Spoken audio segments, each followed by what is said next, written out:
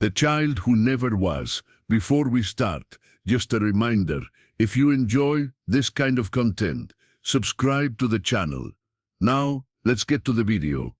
A mystery from Alcatraz. Sarah Chen had spent 15 years restoring damaged photographs, but she had never encountered anything quite like the image that arrived at her San Francisco laboratory on a foggy Tuesday morning in October. The photograph, delivered by a nervous-looking archivist from the National Archives, was contained in a climate-controlled case that seemed almost ceremonial in its careful handling. This came from a private estate donation, explained Marcus Webb, the archivist, as he carefully removed the damaged photograph from its protective sleeve. The family found it in their grandfather's belongings. He was a guard at Alcatraz in the... Sarah examined this photograph under her magnifying glass. The image was severely damaged toward edges, water stains, and a large dark blotch that obscured much of the lower right portion. What remained visible showed the iconic silhouette of Alcatraz Federal Penitentiary, shrouded in the thick fog that was characteristic of San Francisco Bay. In the foreground, a group of what appeared to be visitors or staff members posed in front of a stone wall, their faces barely discernible through the damage and age. "What's the estimated date?" Sarah asked, adjusting her workspace lighting. "Circa 1933, based on the clothing styles and what we know about the guard's employment history. His name was Thomas Morrison, and according to prison records, he worked there from 1932 to 1941. Sarah nodded, already formulating her restoration approach. The photograph was printed on silver gelatin paper, typical of the era, and the damage pattern suggested it had been exposed to moisture and possibly folded or crumpled at some point. "I'll need about 2 weeks for a complete digital restoration," she said. "The damage is extensive, but I should be able to recover most of the image detail." Marcus hesitated at the door. "There's something else you should know." The family mentioned that Thomas Morrison kept this photograph separate from all his other memorabilia. It was in a sealed envelope with a note that simply said, "She shouldn't have been there." After Marcus left, Sarah began her meticulous work. She started by creating high-resolution scans of the photograph from multiple angles, using different lighting techniques to reveal details that weren't visible to the naked eye. The process was painstaking, requiring patience and an almost archaeological attention to detail. As she worked, Sarah found herself drawn into the mystery of the image. There was something unsettling about the composition, even in its damaged state. The figures in the foreground seemed strangely positioned, as if they were posing around an invisible presence. Their expressions, what she could make out of them, appeared tense rather than relaxed. The restoration process revealed layers of information gradually. First, she cleaned up the obvious damage, removing dust spots, correcting tears and adjusting the contrast to bring out faded details. The fog around Alcatraz became more defined, and the stone wall in the foreground showed intricate masonry work that spoke to the prison's fortress-like construction. It was on the third day of work that Sarah first noticed something unusual in the left corner of the photograph. As she enhanced the shadows and adjusted the exposure levels, a faint outline began to emerge from what had initially appeared to be empty space. She leaned closer to her monitor, adjusting the magnification. "What the hell?" she muttered, reaching for her coffee cup with one hand while fine-tuning the image with the other. The outline was becoming clearer with each adjustment. The suggestion of a small figure much shorter than the adults in the main group. Sarah's pulse quickened as she realized what she was seeing. There was definitely someone else in the photograph, someone who had been nearly invisible due to the damage and the passage of time. She worked late into the evening, carefully reconstructing the damaged areas pixel by pixel. The process was like digital archaeology, each layer of restoration revealing more of a story that had been hidden for nearly 90 years. By midnight, Sarah had to step away from her computer. Her eyes were strained, and she needed perspective on what she was uncovering. But as she gathered her things to leave the laboratory, she couldn't shake the feeling that she was being watched. She turned back to look at her monitor, where the partially restored photograph glowed in the darkened room. The small figure in the corner was becoming more distinct, and what Sarah could see of it was deeply unsettling. It appeared to be a child, a young girl, based on what looked like a dress or skirt. But there was something wrong with the way the light fell on this figure, something that didn't match the lighting conditions affecting the rest of the photograph. Sarah locked up her laboratory and walked to her car through the empty parking garage, but she couldn't stop thinking about the image. In all her years of photo restoration, she had developed an eye for detecting manipulated or composite images. This didn't appear to be either. The grain structure was consistent throughout, and there were no signs of double exposure or deliberate alteration. But the figure was genuinely part of the original photograph. Then, who was this child? And why had she been so nearly invisible in the original image? That night, Sarah dreamed of fog-shrouded islands and the sound of children's laughter echoing off stone walls. She woke several times, each time with the distinct impression that someone had been calling her name. But her apartment was silent, and the only sound was the distant hum of traffic from the street below. The next morning, Sarah arrived at her laboratory early, eager to continue her work. She had decided to focus specifically on the mysterious figure, using advanced enhancement techniques to bring out every possible detail. As the image became clearer, Sarah's excitement turned to unease. The child in the photograph was indeed a young girl, perhaps 8 or 9 years old, wearing a white dress that seemed to glow against the darker background.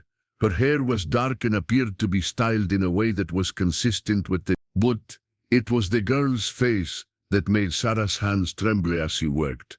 The child was looking directly at the camera, with an intensity that seemed to transcend the photographic medium. Her eyes were large and dark, and there was an expression in them that Sarah couldn't quite identify: sadness, perhaps, or something deeper and more complex. Most disturbing of all was the quality of light that illuminated the girl. While the adults in the photograph were lit by what appeared to be natural daylight, filtered through the famous San Francisco fog, the light on the child seemed to come from a different source entirely. It was brighter, more direct, and it created shadows that fell at angles inconsistent with the rest of the image. Sarah printed out a high-resolution copy of her work so far and pinned it to her bulletin board. She stepped back to study it from a distance, hoping that a different perspective might explain what she was seeing. The more she looked at the photograph, the more convinced she became that something was fundamentally wrong with it. Not wrong in the sense of manipulation or fraud, but wrong in a way that challenged her understanding of how photographs captured reality. She decided to research the history of Alcatraz in 1933, looking for any records of children being present on the island. What she found only deepened the mystery. According to all official record, civilians were rarely allowed on Alcatraz during its federal prison years, and children were virtually never permitted. The island was considered far too dangerous, housing some of the most notorious criminals in American history. Even the families of guards and staff lived on the mainland, commuting to the island by boat for work. Sarah spent hours searching through archives, newspaper records, and historical documents, but she could find no mention of any child being present on Alcatraz in 1933, or indeed any year during the prison's operation. As the afternoon wore on, Sarah became increasingly absorbed in her research. She found herself reading accounts of life on Alcatraz, stories of escape attempts, and testimonies from former inmates and guards. The picture that emerged was of a place of incredible isolation and harsh discipline, where every movement was monitored and recorded. It was nearly 6 o'clock when Sarah finally returned to the photograph restoration. She had one more technique she wanted to try, a process that could sometimes reveal details that were invisible even under normal enhancement procedure. As she applied the final adjustments, the girl's face became crystal clear for the first time. Sarah gasped and pushed back from her computer, her chair rolling across the laboratory floor. The child in the photograph was looking directly at the camera with an expression that was unmistakably aware. But more than that, there was something in her eyes that suggested she knew she was being observed, not just by the photographer in 1933, but by Sarah herself, nearly 90 years later. And in that moment, Sarah realized that she had uncovered something far more significant than a damaged photograph. She had found evidence of a presence that, according to all historical records, should never have existed. Sarah spent a sleepless night staring at the ceiling of her apartment, her mind racing with questions that seemed to have no logical answers. The restored photograph lay on her nightstand, and every time she glanced at it, the girl's eyes seemed to follow her movement around the room. By morning, she had made a decision. This was no longer just a restoration project. It had become an investigation that demanded a more comprehensive approach. She needed to find out everything she could about the photograph's origins and the circumstances under which it was taken. Her first call was to Marcus Webb at the National Archives. She needed more information about Thomas Morrison, the guard who had kept the photograph for so many years. "I've been expecting your call," Marcus said when she reached him. "I did some additional research after our meeting yesterday. Morrison's personnel file makes for interesting reading. They arranged to meet at the archives that afternoon." Sarah spent the morning making copies of her restoration work and preparing a detailed analysis of the anomalies she had discovered in the photograph. The National Archives building in San Bruno was a fortress of bureaucracy and historical preservation. Marcus met her in the lobby and led her through a maze of corridors to a small research room where he had assembled a collection of documents related to Thomas Morrison. Morrison was hired as a guard in March 1932, Marcus explained, opening a thick file folder. He was 26 years old, unmarried, and had previously worked as a security guard at various facilities around the Bay Area. His employment record at Alcatraz was exemplary. No disciplinary actions, several commendations for diligence. Sarah examined Morrison's photograph from his personnel file. He was a stern-looking man with dark hair and intense eyes that reminded her uncomfortably of the child in the mysterious photograph. "What about his departure from Alcatraz?" she asked. "You mentioned he left in 19... Marcus flipped through several pages before finding the relevant document. That's where it gets interesting. Morrison didn't leave voluntarily. He was transferred to another federal facility after what the records describe as a nervous breakdown brought on by job-related stress. What kind of stress? The file doesn't specify, but there are several incident reports from his final months on the island. Morrison claimed to be seeing things that weren't there, figures moving in areas where no one should have been, sounds coming from empty cells, that sort of thing. Sarah felt a chill run down her spine. Did anyone else report similar experiences? Not officially, but there are some interesting marginal notes in the warden's reports from that period. Several guards requested transfers, and there were complaints about unusual disturbances in certain sections of the prison. Marcus pulled out another document, a handwritten report dated September 9. This is Morrison's final incident report. It claimed to have seen a child wandering the prison corridors during his night shift. When he investigated, he found no one, but he insisted that he had photographed the child during a previous daytime incident. Sarah's hands trembled as she read Morrison's account. The guard described seeing a young girl in a white dress who appeared to be lost and frightened. He had approached her to offer assistance, but she had vanished before he could reach her. Morrison was convinced that the child was somehow trapped on the island and needed help. The administration dismissed his claims as hallucinations brought on by stress and isolation, Marcus continued. But Morrison became increasingly agitated about the situation. He demanded that a thorough search be conducted for the missing child, insisting that she was in danger. Ante the photograph. According to this report, Morrison claimed to have photographic evidence of the child's presence. But when he presented the photograph to his supervisors, they saw nothing unusual. The administration concluded that Morrison was suffering from a complete psychological breakdown.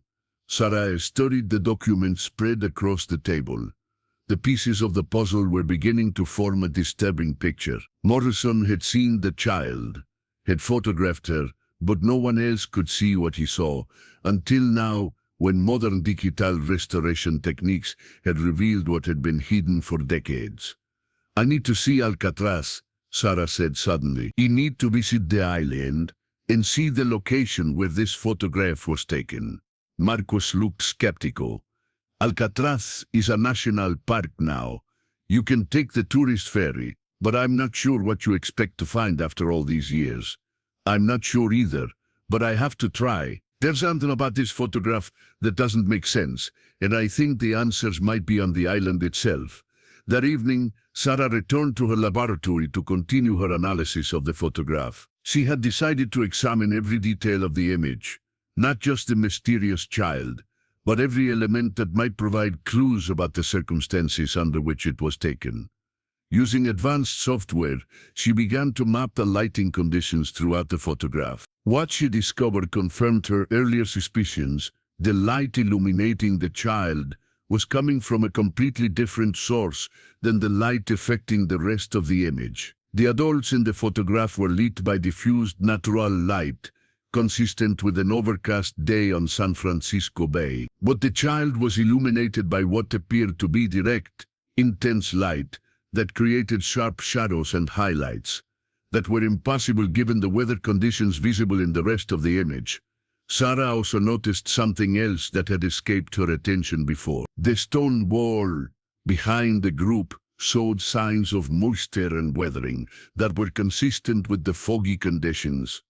But the area immediately around the child appeared dry, as if she existed in a different microclimate. As she worked late into the night, Sarah became increasingly convinced that she was dealing with something that challenged conventional understanding of photography and reality. The evidence suggested that the child had been present when the photograph was taken, but that her presence existed under different physical conditions than the rest of the scene. She decided to research the history of Alcatraz more thoroughly, looking for any records of children who might have had a connection to the island. What she found in the historical archives was a story that made her blood run cold. In 1929, 4 years before the photograph was taken, a family had attempted to visit Alcatraz during a brief period when limited civilian tours were permitted. The family consisted of a federal judge, his wife, and their 8-year-old daughter, Emma. They had boarded the prison ferry on a foggy morning in October, but the boat had encountered mechanical problems during the crossing. The ferry had managed to reach Alcatraz safely, but during the return trip, it had run aground on the rocks near the island. The judge and his wife had been rescued, but their daughter had disappeared during the confusion. Despite extensive searches by the Coast Guard and prison personnel, Emma's body was never found. The incident had been covered up by federal authorities, who were concerned about the negative publicity that would result from a child's death during an official visit to the prison. The family had been compensated quietly, and all records of the incident had been classified. Sarah stared at the computer screen, her heart pounding. Emma would have been 8 years old in 1929, which meant she would have been about the same age as the child in the photograph if she had somehow survived until now. The search for Emma had been thorough, and the waters around Alcatraz were known to be treacherous. No one could have survived in the bay for more than a few minutes, especially not a young child. Yet as Sarah looked at the restored photograph, she couldn't shake the feeling that she was looking at Emma, a child who had somehow remained on Alcatraz long after her official death, visible only to those who had the sensitivity to see beyond the boundaries of normal reality. The laboratory felt cold and oppressive as Sarah gathered her materials to leave. She had the distinct impression that she was being watched, and when she turned to look at the photograph one final time, she could have sworn that the child's expression had changed slightly, as if she were trying to communicate something urgent. Sarah locked the laboratory and walked quickly to her car, but as she drove home through the fog-shrouded streets of San Francisco, she couldn't escape the feeling that her investigation had awakened something that had been dormant for decades. Tomorrow she would visit Alcatraz and try to find the exact location where the photograph had been taken. She had a growing suspicion that the island itself held the key to understanding what she had discovered, and that her restoration of the photograph had been more than just a technical exercise.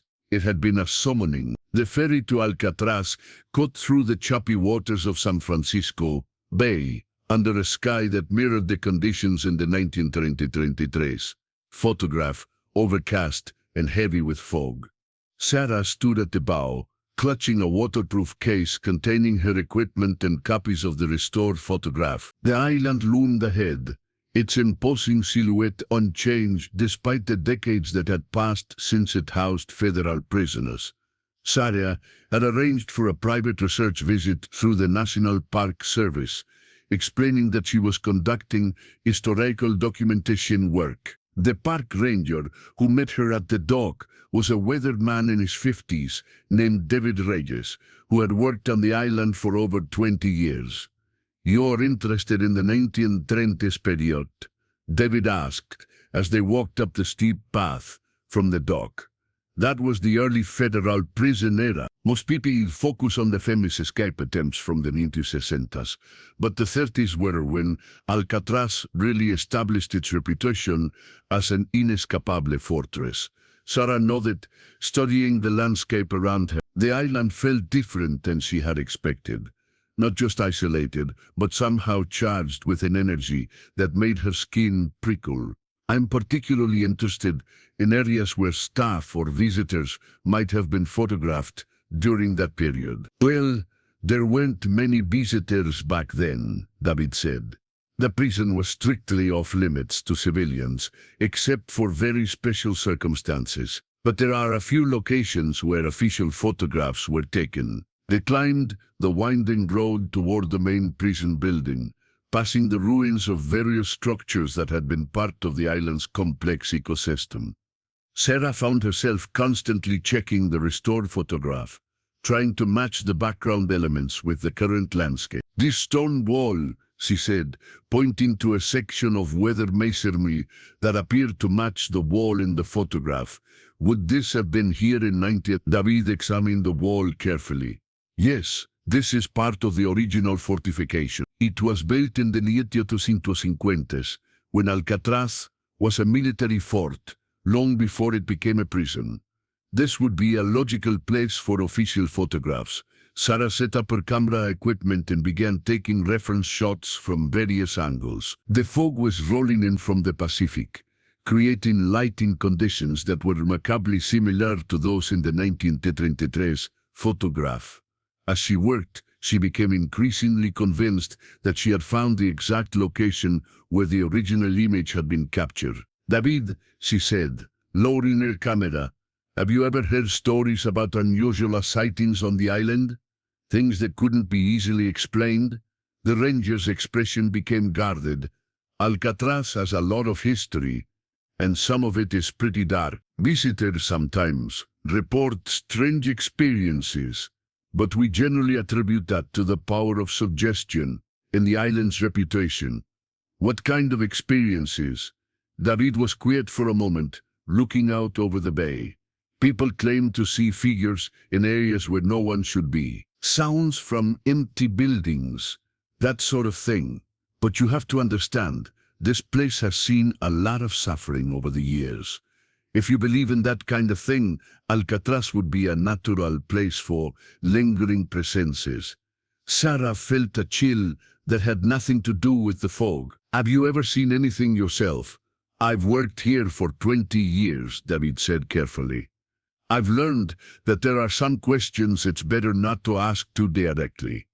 As they continued their tour, Sarah noticed that David seemed to avoid certain areas of the island. When she asked about exploring the lower levels near the dock, he suggested they focus on the main prison building instead. When she mentioned wanting to see the areas where the 1929 ferry accident had occurred, he claimed that those locations were restricted for safety reasons. It was clear that David knew more than he was willing to share, but Sarah didn't want to push too hard and risk losing his cooperation. Instead, she focused on documenting the island thoroughly, taking hundreds of photographs from every possible angle. As the afternoon wore on, the fog grew thicker, reducing visibility to just a few yards in any direction. Sarah found herself separated from David during their exploration of the prison's main cell block, and for several minutes she wandered alone through the narrow corridors lined with empty cells. The silence in the cell block was oppressive, broken only by the distant sound of waves against the rocks below. Sarah's footsteps echoed off the concrete walls, creating an eerie rhythm that seemed to be answered by other sounds, footsteps that didn't quite match her own pace. She stopped walking and listened carefully. The other footsteps continued for a moment before falling silent.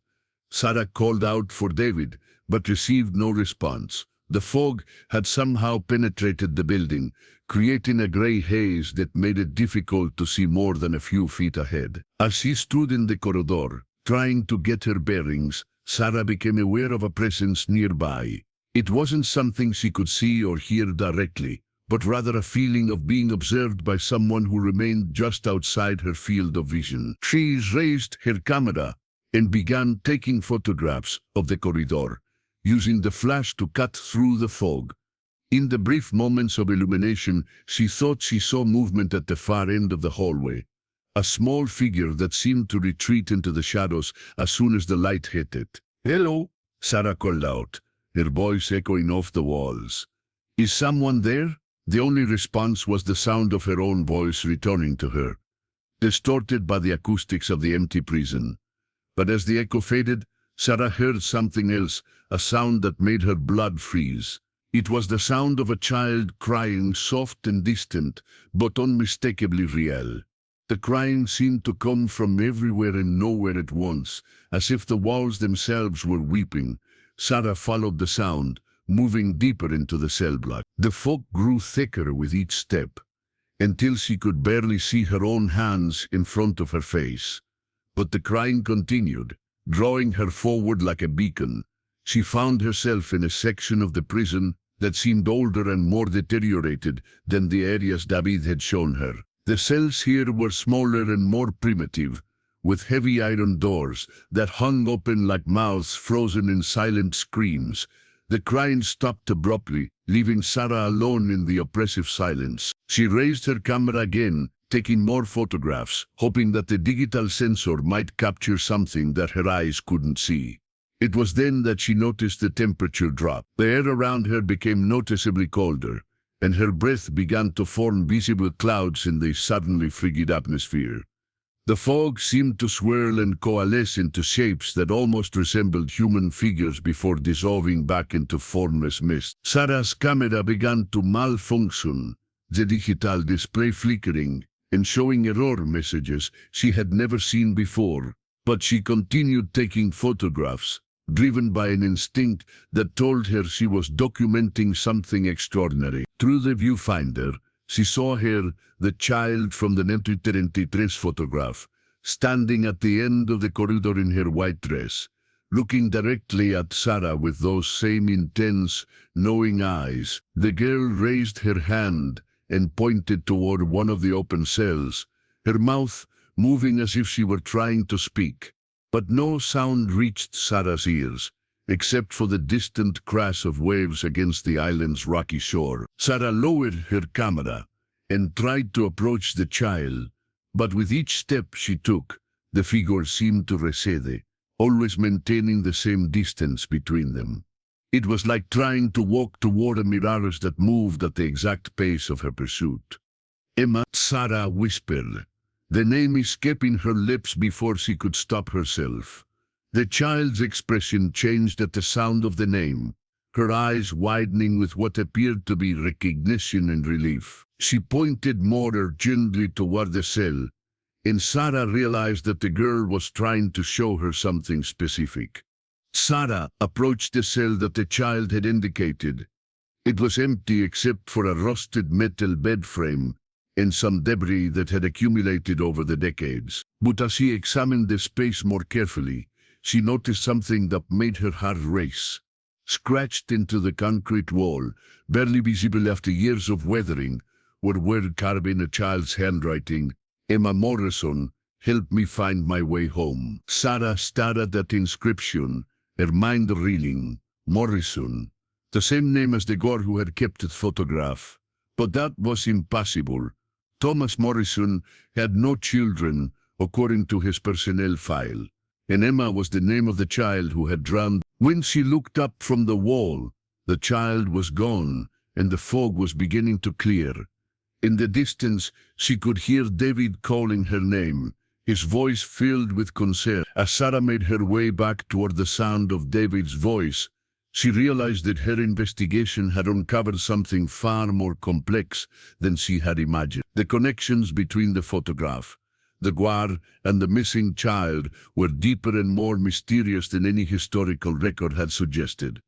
But she also knew that she was running out of time. The ferry back to San Francisco would be leaving soon, and she had the feeling that her opportunity to understand what was happening on Alcatraz was slipping away. She needed to find David and convince him to tell her what he really knew about the island's secrets, because Herrera was beginning to suspect that the child in the photograph wasn't just a historical misery. She was a presence that was still very much alive on Alcatraz, waiting for someone to help her find her way home. David found Sarah standing in the abandoned cell block, staring at the wall where she had discovered the carved inscription. His face was pale, and there was a tension in his posture that suggested he knew exactly what she had found. You shouldn't be in this section, he said quietly. It's not safe. The floors are unstable. And David, Sarah interrupted, turned in to face him. You know about her, don't you? You know about Emma. The ranger's expression confirmed her suspicions. He looked around nervously, as if checking to make sure they were alone, then motioned for Sarah to follow him out of the cell block. They walked in silence until they reached a small office building that housed the Park Service administrative facilities. David led her inside and closed the door behind them, then poured 2 cups of coffee from a pot that had been sitting on a hot plate. How much do you know? He asked, settling into a chair across from her. Sarah pulled out the restored photograph and placed it on the desk between them. I know that this child appears in a 1933 photograph taken by a guard named Thomas Morrison. I know that a girl named Emma disappeared during a ferry accident in me, and I know that someone carved Emma Morrison's name in that cell wall. David studied the photograph for a long moment, then sighed deeply. There are some stories about this place that we don't share with the tourists, some things that are better left undisturbed. But you're going to tell me anyway. I suppose I have to. You've already seen too much to walk away now. David took a sip of his coffee, gathering his thoughts. Thomas Morrison wasn't just a guard here. He was Emma's father. Sarah felt as if the ground had shifted beneath her feet. That's impossible. The personnel records show that Morrison was unmarried, and Emma's parents were a federal judge and his wife. The official records were altered, David explained. Morrison had an affair with the judge's wife. Emma was his daughter, but the judge claimed her as his own to avoid scandal. Morrison knew the truth, but he was paid to keep quiet about it. The pieces of the puzzle began to fall into place in Sarah's mind. So when Emma disappeared during the ferry accident, Morrison was devastated. He blamed himself for not being able to protect her. But he also believed that she hadn't really died. He thought she was somehow trapped on the island, unable to find her way to whatever comes after death. David pulled out a thick folder from a filing cabinet and placed it on the desk. These are Morrison's personal papers. His family donated them to the Park Service when they found them after his death. We've kept them classified because of the sensitive nature of their content. Sarah opened the folder and found dozens of documents in Morrison's handwriting, journal entries, letters and detailed reports of his encounters with Emma Spirit. The entries began shortly after the ferry accident and continued throughout his employment at Alcatraz. According to Morrison's journals, Emma had appeared to him regularly during his time on the island. She would manifest in various locations, always wearing the same white dress she had been wearing on the day of the accident. Morrison described her as being lost and confused, unable to understand what had happened to her, or why she couldn't leave the island. Morrison tried everything he could think of to help her. David continued. He researched spiritualism, consulted with mediums, even attempted to perform religious ceremonies to help her cross over. But nothing worked. Emma remained trapped on Alcatraz. Sarah read through Morrison's increasingly desperate journal entries. The guard had become obsessed with finding a way to help his daughter, and his mental state had deteriorated as his efforts proved fruitless. His colleagues had begun to notice his erratic behavior, leading to the official reports of hallucinations and nervous breakdown. The photograph, Sarah said, looking up from the journals. Morrison took it to prove that Emma was still here. Yes, but when he showed it to his supervisors, they couldn't see her. Morrison realized that only certain people could perceive Emma's presence, people who had a strong emotional connection to her or who possessed some kind of psychic sensitivity. David reached into the folder and pulled out a letter written in Morrison's shaky handwriting. This was his final entry, written just before he was transferred off the island. He believed that Emma would remain trapped on Alcatraz until someone could help her understand what had happened and guide her toward the light. Sarah read the letter, her hands trembling slightly. I have failed my daughter in life and in death. I cannot see her anymore. The doctors say it is because my mind is healing, but I know the truth. Emma has given up on me. She no longer appears because she has lost hope that I can help her. I pray that someday, someone with greater strength and wisdom will come to Alcatraz and complete the task that I could not. Emma deserves peace, and I have condemned her to an eternity of wandering in the fog. What happened to Morrison after he left Alcatraz? Sarah asked. He spent the rest of his life in and out of psychiatric institutions. He never stopped talking about Emma, never stopped insisting that she was trapped on the island. He died in 1963, still carrying the photograph that no one else could understand. Sarah looked at the restored image again, seeing it now with new understanding. The child's intense gaze wasn't just looking at the camera. She was looking at her father, trying to communicate with the one person who might be able to help her.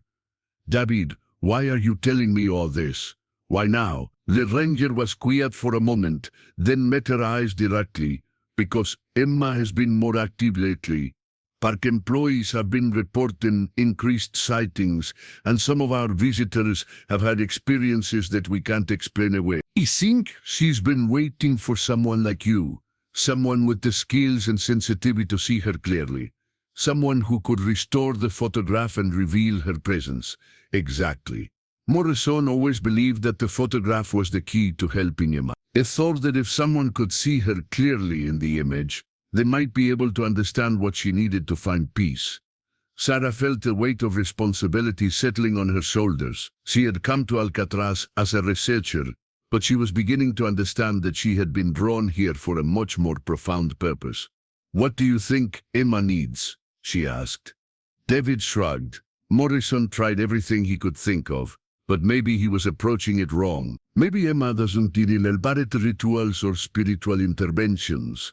Maybe she just needs someone to acknowledge her existence and help her understand that it's okay to let go. As if summoned by their conversation, the temperature in the office began to drop. Sarah's breath became visible, and frost began to form on the windows despite the mild October weather outside. "She is here," David whispered, his eyes wide with a mixture of fear and wonder. Sarah looked around the office, but she couldn't see anything unusual. Then she remembered Morrison's journal entries about Emma only appearing to those with emotional connections or psychic sensitivity. "Emma," she said softly, addressing the empty air, "I know you're here.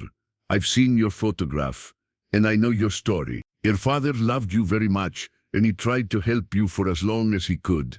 The frost on the windows began to form patterns, swirls and shapes that almost resembled letters. Sarah watched in fascination as the patterns became more defined, eventually spelling out a single word: home. "We want to go home," Sarah said, understanding flowing through her. "But you don't know how." The word home faded from the window, replaced by new letters lost. David and Sarah exchanged glances. They were communicating with a spirit that had been trapped on Alcatraz for over 90 years. A child who had died in confusion and fear and had never found her way to whatever lay beyond death. Sarah realized that a restoration of the photograph had been more than just a technical exercise. It had been the first step in a process that might finally allow Emma to find the peace that had eluded her for nearly a century. But she also knew that the most difficult part of the journey still lay ahead. The fog rolled in as evening approached, transforming Alcatraz into a ghostly island, suspended between the physical and spiritual world. Sarah had convinced David to let her stay overnight, arguing that her research required extended observation of the site. In truth, she knew that Emma's presence was strongest during the hours of darkness, when the boundary between worlds grew thin. They had set up a makeshift research station in the same cell block where Sarah had discovered the carved inscription. David had initially resisted returning to that section of the prison, but Sarah had convinced him that it was the location where Emma felt most comfortable manifesting. Morrison's journals mentioned that she appeared most frequently in this area, Sarah explained, as they arranged their equipment. "I think this might have been where she was taken after the ferry accident." Before, she didn't finish the sentence, but David understood. The temperature in the cell block was noticeably colder than the rest of the island, and their breath formed visibly clouds in the frigid air. Sarah had brought additional cameras and recording equipment, hoping to document whatever phenomena might occur during the night. As darkness fell, the sounds of the island changed. The distant noise of San Francisco traffic faded away, replaced by the rhythmic crash of waves against the rocks and the occasional cry of seabirds. But underneath these natural sounds, Sarah began to detect something else, a soft, rhythmic tapping that seemed to come from within the walls themselves. "Do you hear that?" she whispered to David. He nodded, his face tense with concentration. "It's Morse code," he said after listening for several minutes. "Someone is tapping out a message." Sarah grabbed a notebook and began transcribing the pattern of taps. The message was simple but heartbreaking. "Papa, where are you? Papa." She's calling for Morrison, Sarah realized. She doesn't know that he's dead. She's been waiting for him to come back and help her. The tapping stopped abruptly, replaced by a sound that made both of them freeze, the soft patter of bare feet on concrete, moving slowly down the corridor toward their position. Sarah raised her camera and began taking photographs, using the flash to illuminate the darkened hallway. In the brief moments of light, she caught glimpses of a small figure moving toward them, a child in a white dress, her dark hair hanging loose around her shoulders. "Emma," Sarah called softly, "we're here to help you. We know about your father, and we know what happened to you."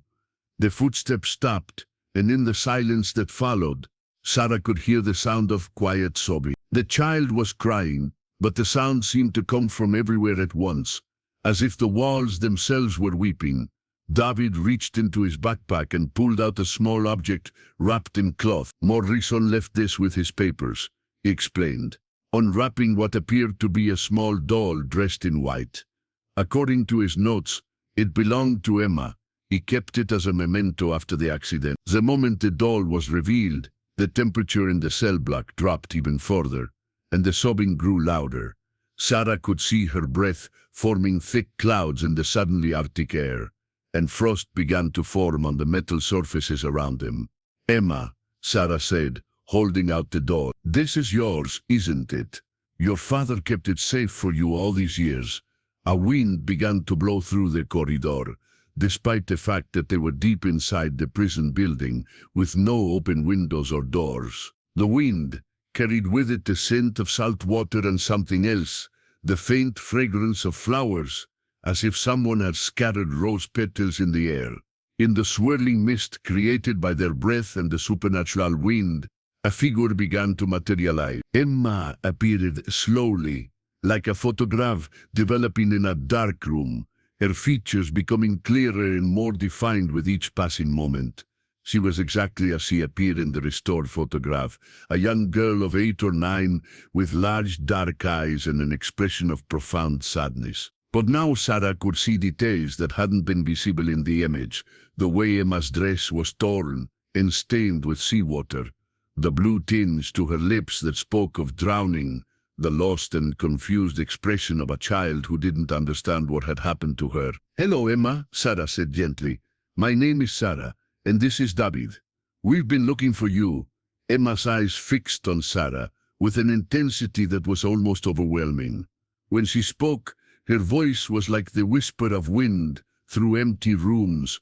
"Where is Papa?" she asked. "He promised he would come back for me. He promised he would take me home." Sarah felt tears forming in her eyes. How could she explain to a child that her father had spent 30 years trying to help her, that he had sacrificed his sanity and his life in the attempt, and that he had been dead for decades? "Your papa loved you very much," Sarah said carefully. "He tried to help you for a long time, but he had to go away. He couldn't stay here anymore." Emma's expression crumpled, and the sobbing grew louder. "He left me," she whispered. "Everyone leaves me. I'm all alone." "No," Sarah said firmly, stepping closer to the apparition. "You're not alone. We're here now, and we're going to help you find your way home." "But I don't know where home is," Emma replied. "I've been looking and looking, but everything is fog and water and cold stone. I can't find the way." David stepped forward, still holding the door. "Emma, do you remember what happened on the ferry? Do you remember the accident?" The child's form flickered, becoming less solid as she struggled with the painful memory. "The boat was shaking," she said. "There was water everywhere, and people were screaming. He fell into the cold water, and it was so dark underneath. I couldn't breathe, and I couldn't swim back to the surface." "You drowned, Emma," Sarah said gently. "You died in the accident. That's why you can't find your way home, because home isn't a place you can walk to anymore." Emma stared at Sarah with wide, frightened eyes. "I'm dead?" "Yes, sweetheart. You've been dead for a long time. But your spirit has been trapped here because you didn't understand what happened to you." The child began to cry again, but this time the tears seemed to bring relief rather than despair. "I was so scared," she whispered. "I didn't know why no one could see me, why no one would help me." "Your father could see you," David said. "He spent years trying to help you. He never stopped loving you." "Is Papa, is he dead too?" Sarah nodded. "Yes, but that means he's waiting for you. He's on the other side, where you're supposed to be. He's been waiting for you to join him." Emma's form began to grow brighter, as if an internal light was beginning to shine through her ethereal body. "How do I find him?" Sarah looked around the cell block, trying to think of how to explain the concept of crossing over to a child who had been trapped between worlds for nearly a century. "You have to let go," she said finally. "You have to stop holding on to this place and allow yourself to move toward the light. Your father will be there to guide you the rest of the way. But what if I get lost again?" "You won't," Sarah promised. "This time, you know where you're going. This time, you're not alone." Emma looked at the doll that David was still holding, then back at Sarah. "Will you help me? Will you make sure I don't get lost?" "Yes," Sarah said, without hesitation. "We'll help you." The child smiled for the first time since she had appeared, and the expression transformed her face completely. The sadness and confusion faded away, replaced by the innocent joy that should have been her natural state. "I'm ready," Emma said. "I want to go home now." As she spoke these words, a warm light began to fill the cell block, pushing back the cold and the darkness. The light seemed to come from everywhere and nowhere, growing brighter and more welcoming with each passing moment. In the center of the light, Sarah could see the faint outline of a man, tall and stern-faced, but with eyes full of love and relief. Thomas Morrison had finally returned for his daughter. Emma ran toward the figure, her form becoming more translucent with each step. Just before she reached him, she turned back to Sarah and David. "Thank you," she said, her voice already fading.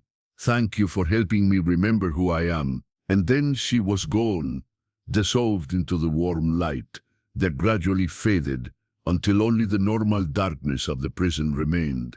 The cold air warmed, the supernatural wind died away, and the oppressive atmosphere that had hung over the cell block for decades finally lifted. Sarah and David stood in the silence, both of them aware that they had witnessed something extraordinary, the resolution of a tragedy that had persisted for nearly a century. "Is it over?"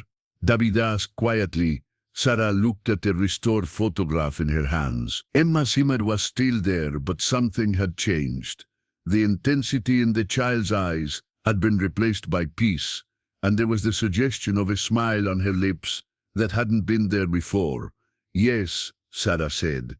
"She's finally home." 3 months after Emma's crossing, Sarah sat in her laboratory, putting the finishing touches on a comprehensive report that would change how the world understood both Alcatraz and the nature of photographic evidence. The restored photograph sat framed on her desk, but now it served as a reminder of a mystery solved rather than a puzzle to be unraveled. The National Park Service had officially commissioned Sarah to document her findings, and her report would become part of the historical record of Alcatraz Federal Penitentiary. But more importantly, her work had opened new avenues of research into the intersection of photography, history, and paranormal phenomena. Marcus Webb, from the National Archives, had become a frequent collaborator, helping Sarah trace the complex web of cover-ups and altered records that had hidden the true story of Emma Morrison for so many years. Their investigation had revealed a pattern of official deception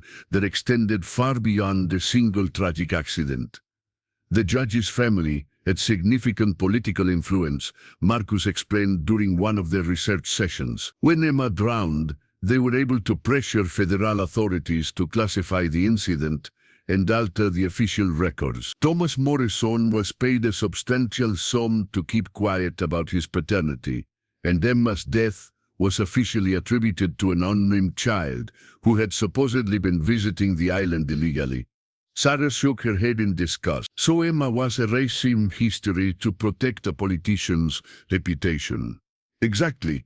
And when Morrison began experiencing supernatural encounters with his daughter, the authorities had additional motivation to discredit him. They couldn't risk him revealing the truth about the cover-up. The more Sarah learned about the case, the more she understood why Emma had been trapped for so long. The child had died in confusion and fear, with no understanding of what had happened to her. The official denial of her existence had somehow reinforced her spiritual confusion, making it impossible for her to move on to whatever lay beyond death. Sarah's report detailed not only the historical facts of the case, but also the photographic evidence of Emma's supernatural presence. The restored image had been analyzed by specialists from around the world, and none had been able to find any evidence of manipulation or fraud. The child in the photograph was genuinely present when the image was captured, even though she had been dead for 4 years. The implications of this discovery extended far beyond a single case. Sarah had begun collaborating with researchers at major universities to develop new protocols for analyzing historical photographs that might contain similar anomalies. Her work suggested photographic evidence of paranormal phenomena might be far more common than previously believed, hidden in archives and private collections around the world. Elena Vasquezin, a professor of parapsychology at Stanford University, had become one of Sarah's most enthusiastic collaborators. "Your work represents a breakthrough in evidential research," she told Sarah during a conference presentation. "For the first time, we have photographic documentation of a spirit that can be verified through historical records and corroborated by multiple witnesses."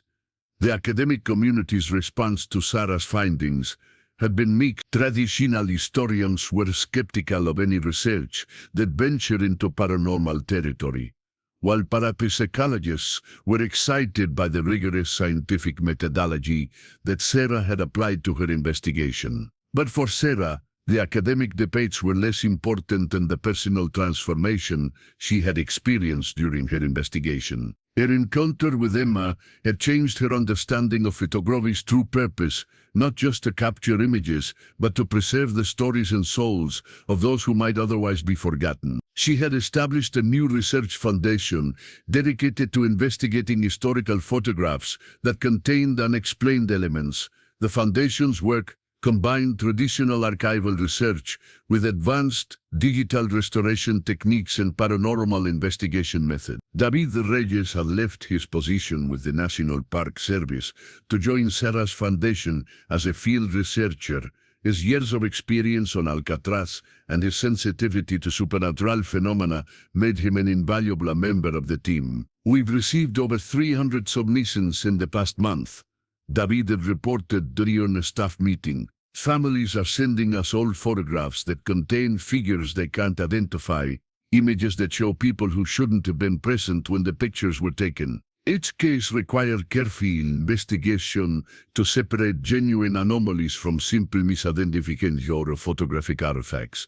But Sarah's team had already identified several photographs that appeared to contain evidence of supernatural presences similar to Emma's manifestation. One particularly intriguing case involved a 1940s wedding photograph from New Orleans that showed a young woman in the background who matched the description of a bride who had died in the same church 50 years earlier. Another case featured a family portrait from the 1950s that included an elderly man who had died before the photograph was taken, but whose presence was confirmed by multiple family members who remembered him being there in spirit during the gathering. Sarah's work had also attracted the attention of law enforcement agencies interested in applying her techniques to cold cases. Several police departments had submitted crime scene photographs for analysis, hoping that digital restoration might reveal details that had been missed during the original investigations.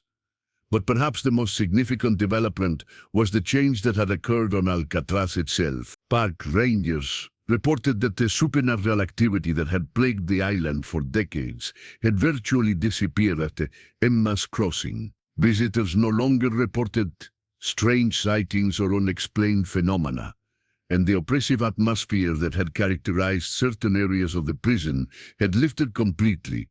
"It's like the island has been cleansed," David observed during a return visit to Alcatraz. Emma's presence was somehow ushering other spirits to this place. When she finally crossed over, she may have opened a path for others to follow. Sarah stood in the cell block where she had first encountered Emma, now empty and peaceful. The carved inscription on the wall had faded away, as if Emma's departure had erased the last physical evidence of her long imprisonment. But the restored photograph remained, serving as a testament to a child who had been forgotten by history, but who had never stopped hoping for someone to help her find her way home. Sarah had the photograph enlarged and mounted in the lobby of her foundation's headquarters, along with a plaque that read, "In memory of Emma Morrison, 1921-1929, whose presence in this photograph led to the discovery that some souls transcend death to ensure their stories are not forgotten." Maya's journey home inspired us to listen for the voices of those who cannot speak for themselves. As Sarah prepared to leave her laboratory that evening, she took one last look at the original photograph. Emma's image was still there, but now it radiated peace rather than desperation. The child's eyes no longer held an intensity of someone trying to communicate across the barrier between worlds. Instead, they showed the serene expression of someone who had found her way home. Sarah turned off the lights and locked the laboratory, but as she walked to her car, she couldn't shake the feeling that her work with Emma had been just the beginning. Somewhere in archives and attics around the world, other photographs waited to reveal their secrets. Other souls waited for someone with the skills and sensitivity to help them tell their stories. The child who never existed had taught Sarah that existence itself was more complex and mysterious than she had ever imagined. Death was not always an ending, and photographs could be windows into realms that science was only beginning to understand. As she drove home through the fog-shrouded streets of San Francisco, Sarah smiled at the thought that Emma was finally at peace, reunited with her father in whatever realm awaited beyond the veil of death. The mystery of the ruined photograph had been solved, but it had opened doors to new mysteries that would occupy Sarah for the rest of her career. And somewhere in the distance, barely audible above the sound of traffic and fog horns, Sarah could have sworn she heard the faint sound of a child's laughter. Not the desperate cry of a lost soul, but the joyful sound of someone who had finally found her way home.